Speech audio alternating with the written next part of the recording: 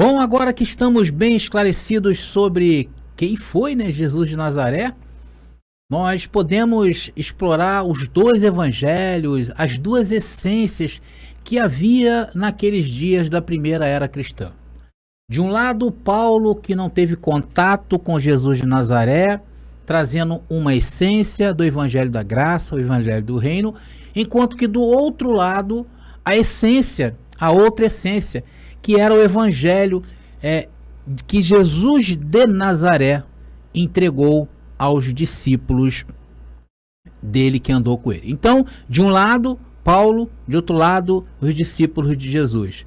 De um lado, o evangelho da graça, do outro lado, o evangelho de Jesus de Nazaré. E abençoados, e esse evangelho que foi entregue aos discípulos foi direcionado aos judeus. Por isso que foi conhecido como o evangelho da circuncisão, o evangelho do arrependimento de obras mortas. Porque o evangelho da circuncisão ficou conhecido como o que era dos discípulos, que era para o arrependimento do povo de Israel. Porque, a bem da verdade, a Torá, a lei, nunca aperfeiçoou ninguém a nada, por causa da debilidade da carne.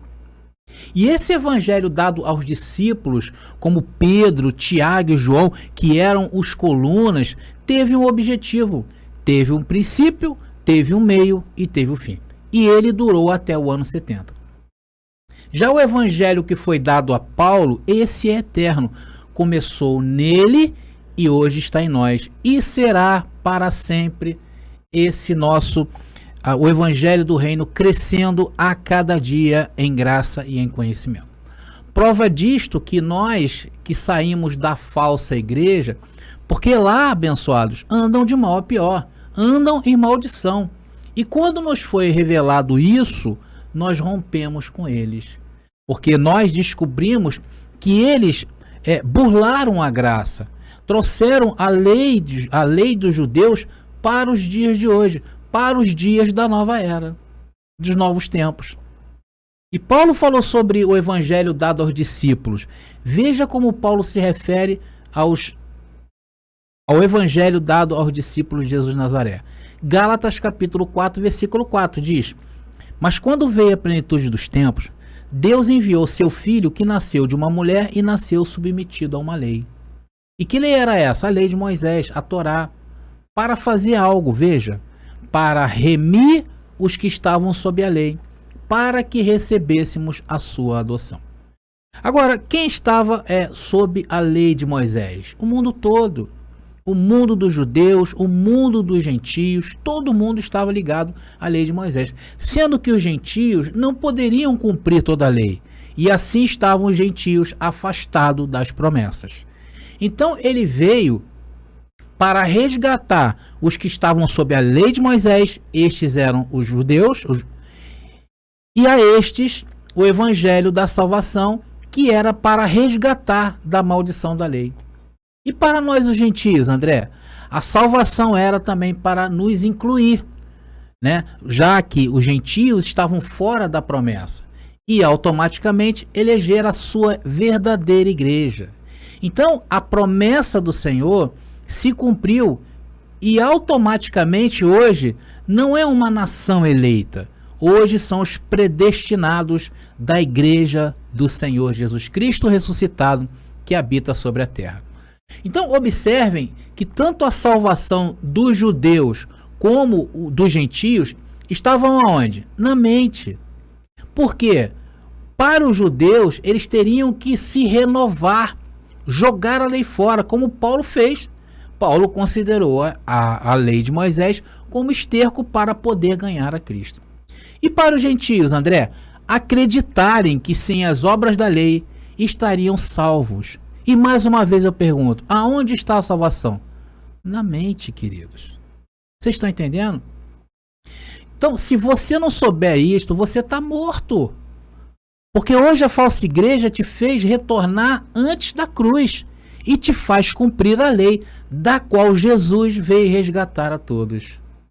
Então, o primeiro aspecto da salvação para aqueles dias era o quê? Era remir os judeus que estavam submetidos à lei, tanto para aqueles que tinham cumprir, no caso dos judeus, como também para os gentios, para incluir os gentios na promessa. E onde se dava essa salvação? Onde acontece essa salvação? Quando se morre ou quando se está vivo? É quando se está vivo, porque está na mente. Porque se você se limita hoje a ter relacionamento com Deus através da sua carne, você está condenado na mente. Agora, você quando entende que a salvação ela veio sem as obras da lei, você passa a viver no reino de Deus. Como? Com a mente. Vocês estão entendendo, abençoado? Quando morremos, não precisamos de salvação. O espírito volta para Deus, hoje com o corpo glorificado. Porque anteriormente não, hoje nós já voltamos para Deus com o corpo glorificado. A alma que não é eterna e que pertence às coisas desta vida morre junto com o corpo de carne. Veja que grande revelação em Eclesiastes capítulo 12, versículo 7 diz: e o pó volte à terra como era, e o espírito volte a Deus que o deu. Então, abençoados, a salvação é em vida e essa salvação é na mente. Naquela época, quando a lei estava de pé, quando a lei estava vigente, era necessário jogar a lei fora. Quando Jesus ressuscitou e foi ao céu, ele pegou Paulo para tomar um chá das 5 e revelar uns negocinhos aí. Vamos ver onde está escrito isso, abençoado? Em 2 Coríntios capítulo 12, a partir do verso 1. E essa é a grande diferença. Porque até hoje a falsa igreja ignora o que aconteceu com o apóstolo Paulo. Mas vamos ler lá. Importa que me glorie? Na verdade não convém. Passarei, entretanto, as visões e revelações do Senhor. Então, quando Paulo faz uma pergunta, importa que me glorie? Se vocês quiserem ler no capítulo anterior, em 2 Coríntios capítulo 11, você vai ver Paulo falando sobre isso. Paulo estava contendendo com os discípulos de Jesus de Nazaré, porque houve alguns problemas sérios entre eles, por causa justamente daquilo que Paulo falava. Mas vamos seguindo aí para provar a proposta da salvação que é para essa vida aqui. Versículo 2 e 3 agora de 2 Coríntios capítulo 12. Conheço um homem em Cristo que há 14 anos foi arrebatado até o terceiro céu. Se foi no corpo, não sei, se fora do corpo, também não sei. Deus o sabe. E sei que esse homem, se no corpo ou se fora do corpo, não sei, Deus o sabe. Foi arrebatado ao paraíso e lá ouviu. Veja, abençoado, Paulo ouviu. Então o evangelho se dá, a salvação se dá pelo ouvido. O ouvido é o órgão espiritual mais ativo nessa vida. É por isso que você volta a esse canal. Queridos, porque aqui você ouve o que Paulo ouviu naquele tempo, para aquele tempo. E hoje você ouve para os dias de hoje, para esse tempo.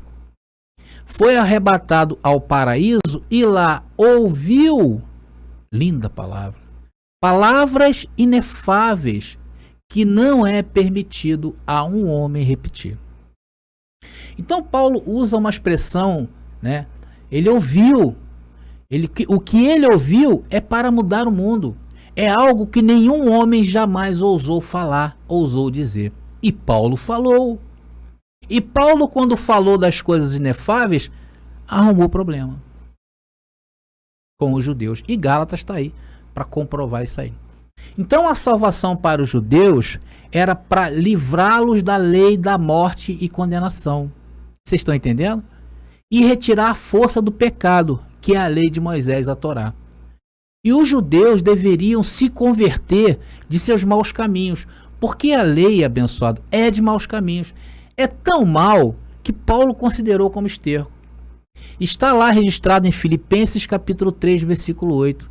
Primeiro ele enumera tudo que ele foi na lei, circuncidado ao 8º dia, da tribo de Benjamim, verdadeiro hebreu e fariseu. Quanto às obras, ele era perfeito, era um perseguidor desse movimento dos messiânicos, porque o movimento messiânico, os judeus messiânicos, foram os primeiros conhecidos, o primeiro movimento conhecido da era cristã. E esses seguiam a Jesus de Nazaré, porém ainda guardavam a lei. Vocês estão entendendo? E aí no verso 8 de Filipenses capítulo 3, Paulo diz: mais do que isso, considero tudo como perda, comparado com a suprema grandeza do conhecimento de Cristo Jesus, meu Senhor, por cuja causa perdi todas as coisas. Que todas as coisas é essa que Paulo está falando? De todos os títulos que ele tinha. E depois ele fala: eu as considero como esterco para poder ganhar a Cristo. Por isso, queridos, que eu e você, para ganhar a Cristo, reputamos tudo que aprendemos lá na falsa igreja como perda de tempo.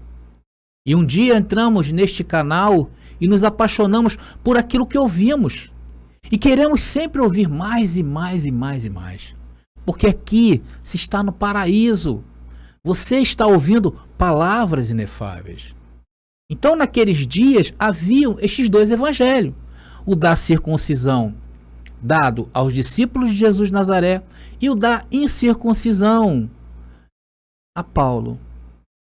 E hoje não é mais nem o evangelho da circuncisão e nem o da incircuncisão, porque esse período já acabou. Nós vivemos hoje o evangelho da plenitude do reino de Deus, ou o evangelho da consumação dos séculos, ou mesmo ainda o evangelho dos novos céus e nova terra.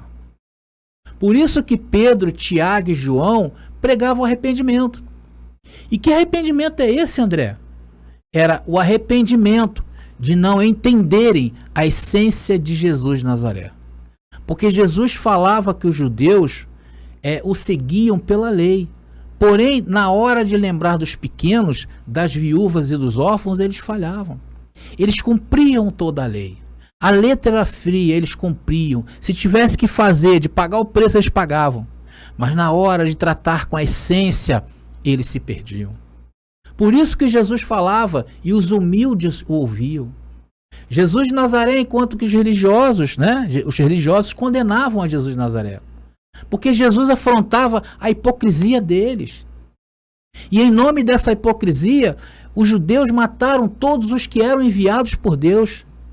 E nestes últimos dias lá de Jesus de Nazaré, ele era o enviado de Deus para remir esse povo. E a proposta da salvação para os judeus também era na mente. Porque os judeus não precisavam de salvação espiritual, como nós. A salvação em nenhum tempo, abençoado, preste atenção no que eu vou falar. A salvação em nenhum tempo foi espiritual. Isso quem inventou foi a falsa igreja, foi o sistema religioso moderno. Então havia estes dois aspectos da salvação. Para os judeus era para o arrependimento, que os tornavam hipócritas em cumprir a lei e não entender a essência. Eles deveriam se converter das suas obras, porque nos tempos restantes a lei seria tirada. Por isso que hoje eles estão perdidos. E também quem está hoje dentro da falsa igreja também está perdido. E o aspecto referente aos não-judeus, os gentios, seria a entrada do novo e vivo caminho, onde não precisaríamos cumprir a Torá para ser justificado.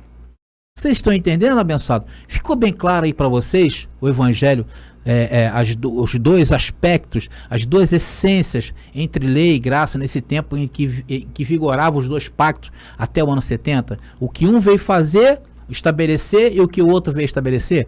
Ficou claro para você? Agora vamos à terceira parte. Nós vamos entender o evangelho de Paulo, sua essência. Por isso que para estar em graça hoje, tem que se entender o evangelho dado a Paulo. Porque este evangelho é a base espiritual